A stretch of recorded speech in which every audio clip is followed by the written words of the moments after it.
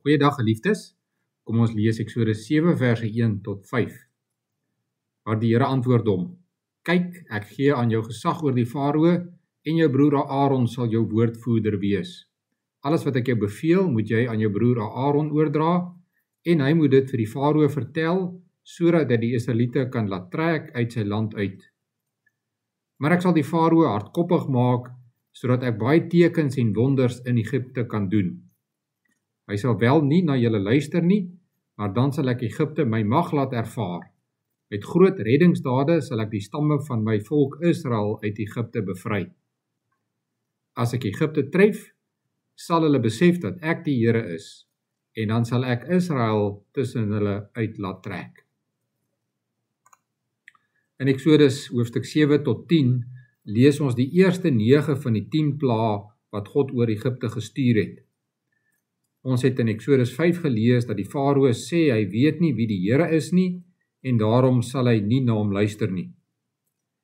Nou het ons gelees dat God sê dat hy sal Egipte tref en dan sal hulle almal, ook die Farao, besef dat hy die Here is en dat hy sy volk sal laat trek. Met die pla leer die Here vir die Farao, Egipte en vir Israel wie hy is. Kom ons kyk na wat ons van die Here leer.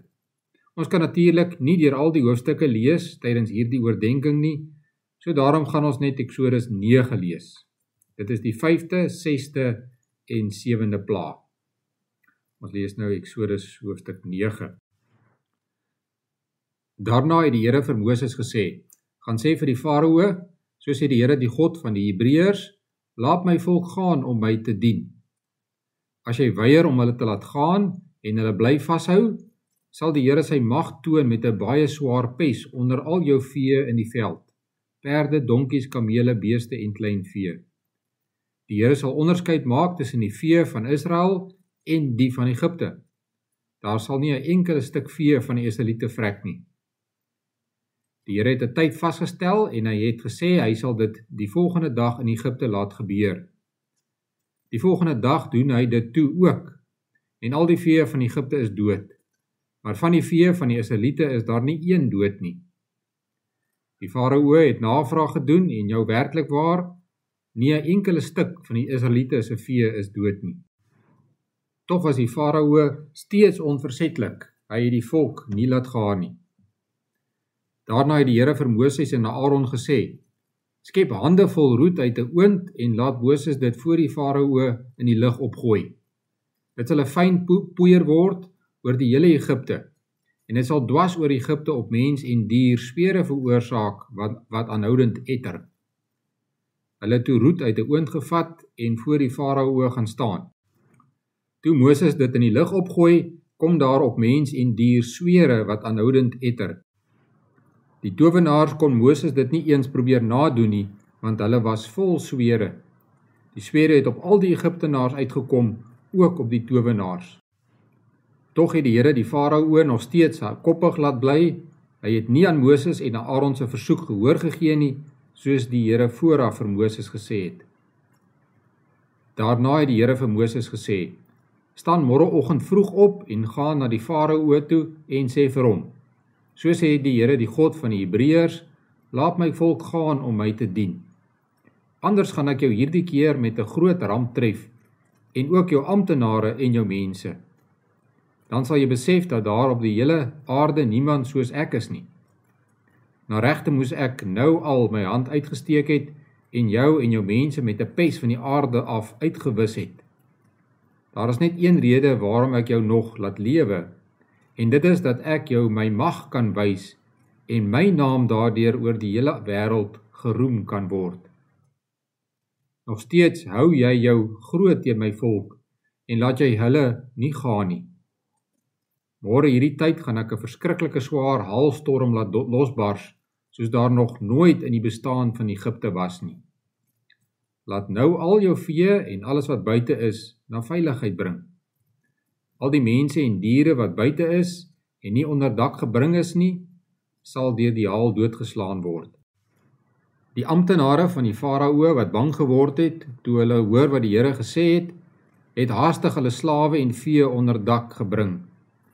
Maar die wat hulle nie aan sy woorde gesteer het nie, het hulle slawe en vee buite laat bly. Toe het die Here vir Moses gesê, steek jou hand in die lug op, dat daar haal oor die hele Egipte kan kom, oor mense en dier, en oor al die plante van Egipte. Toe Moses sy kierie in die lug opsteek, het die Here donderslae en haal gestuur, en die blitse het tot op die grond geslaan. Die Here het die haalstorm oor Egipte laat losbars. Die haal het geval. Tussen die haal deur het die een blits op die ander gevolg.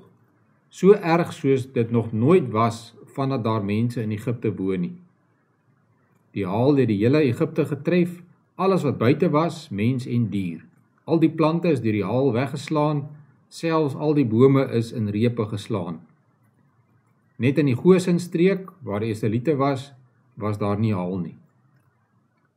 Die Farao laat roep toe vir Moses en Aaron en sê vir hulle, nou erken ek was verkeerd. Die Here het reg, ek en my mense is skuldig. Bid tog tot die Here, die donderslae en haal is te erg vir ons. Ek sal julle laat gaan, julle hoef nie langer te bly nie. Toe het Moses vir hom gesê, sodra ek uit die stad is, sal ek my hande in gebed na die Here uitsteek. Dan sal die donderslae ophou, en daar sal nie meer haal wees nie, dat u kan besef dat hierdie land aan die Here behoort. Wat u en die amptenare betref, ek weet u het nog nie ontzag vir God die Here nie.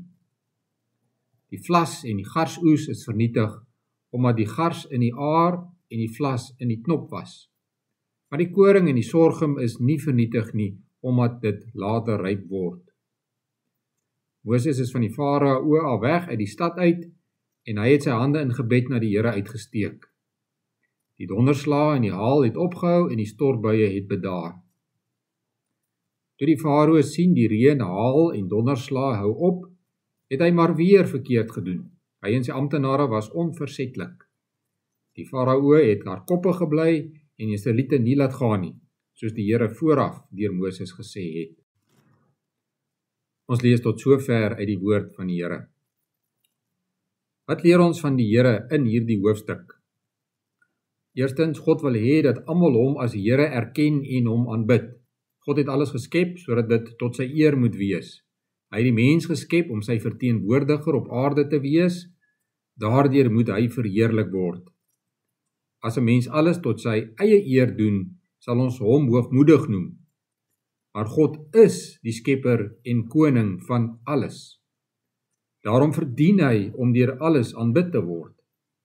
Maar die Farao was hardkoppig en wou nie die Here se koningskap aanvaar nie. Daarom stuur die Here die pla om vir die Farao te wys dat daar op die hele aarde niemand soos die Here is nie. In die tweede plek, God is soewerein en almagtig.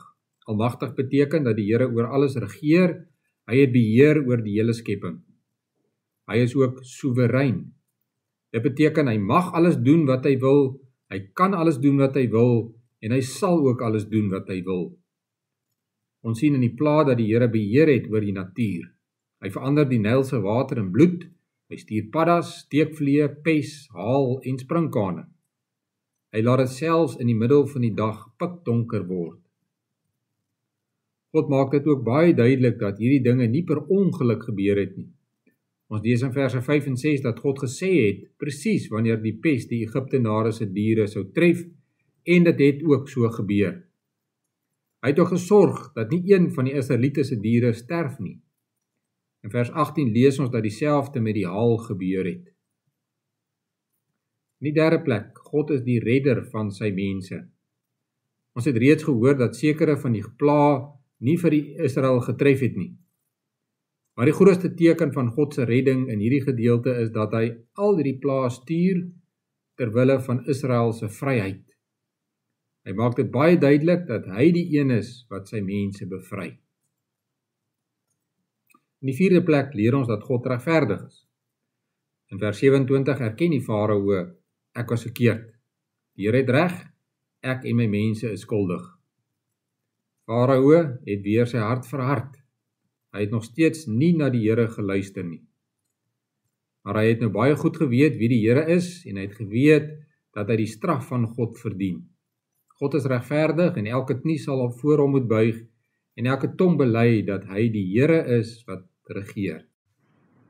In die 5de plek leer ons dat God ook genadig is. Hy straf wel die sonde, maar hy vergewe ook. En hy gee kans vir bekering. Dit is waarom hy Egipte nie net bloot van die begin af vernietig het nie. Hy sê in verse 15 en 16, na regte moes ek nou al my hand uitgesteek het en jou mense met 'n pes van die aarde af uitgewis het. Daar is net een rede waarom ek jou nog laat lewe, en dit is dat ek jou my mag kan wys en my naam daardeur oor die hele wêreld geroem kan word. God wou hulle leer dat hy God is, en hy wou hulle kans gee om dit te glo. Ook wanneer hy die haal stuur, gee hy 'n waarskuwing en hy sê vir die mense om hulle diere en slawe na veiligheid te bring. Die wat hom geglo het, is gered van die haal en die ander se diere en werkers is doodgeslaan. Kyk dus na hierdie rampe en sien die Here raak, sien sy almag, redding en genade raak. Kyk ook na die rampe rondom ons vandag en sien die Here daarin raak. Loof hom vir sy genade en redding en bekeer jou terwyl daar nog tyd is vir bekering. Kom ons bid saam. Onse Vader wat in die hemel is, laat u naam geheilig word, laat u koninkryk kom, laat u wil geskied, net soos in die hemel, net so ook op die aarde. Gee ons vandag ons daaglikse brood en vergewe ons oortredinge, soos ons ook die vergewe wat teen ons oortree. En laat ons nie in versoeking kom nie, maar verlos ons van die bose, want aan u behoort die koninkryk en die krag en die heerlikheid tot in ewigheid. Amen.